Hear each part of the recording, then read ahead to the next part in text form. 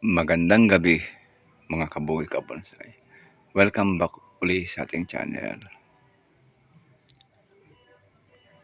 Share ko lang itong aking ficus na mga kabuhi kabonsai na pinutol natin doon mga kabuhi kabonsai. Ito na yung binalatan natin. Haba na yung mga ugat niya. Yan, kumapit na sa plastic. Yan, naputol tuloy. Ayan.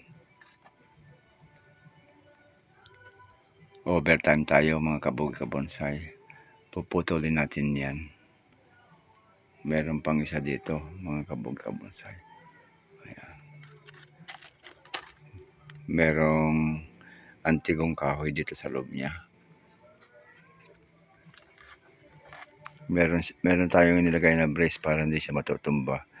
Hintayin natin na lumaki itong mga ugat niya. Saka tayo magpuputol dito. Ayusin natin yan. Ayan. Exposed root ang gagawin natin dyan. Saka natin i-unwrap para makita natin kung ano na yung outcome niya. Mga kabuhi kabonsai. Balik tayo dito. Puputulin na natin itong mga kabuhi kabonsai.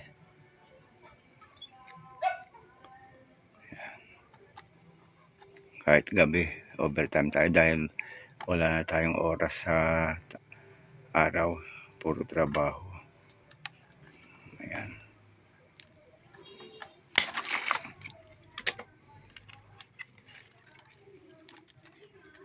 Ayan.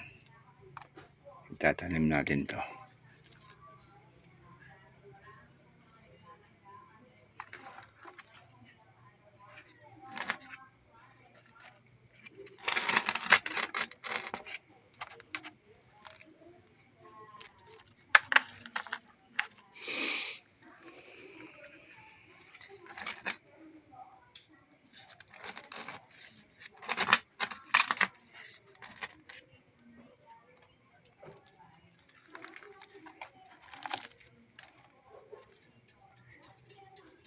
Medyo malaki na rin yung mga ugat niya mga kabuhi kabonsai.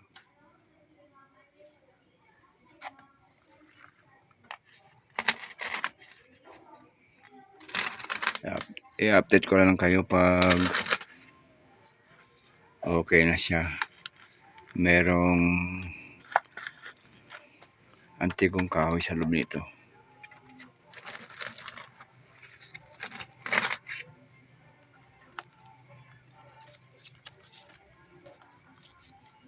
Ito pwede natin putulin.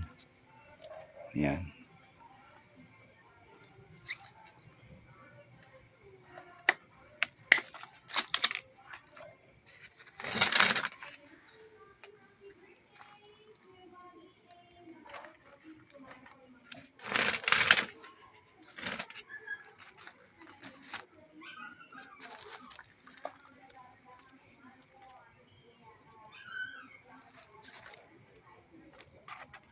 Putulin din natin to para magkakaroon siya ng mga panibagong sanga dito.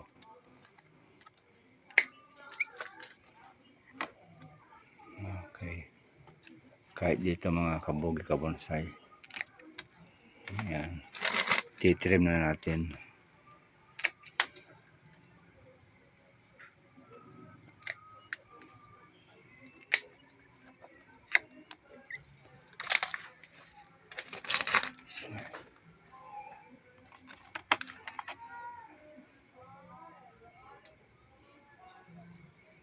Pag medyo mababa ng konti to mga kabuhi kabonsai ay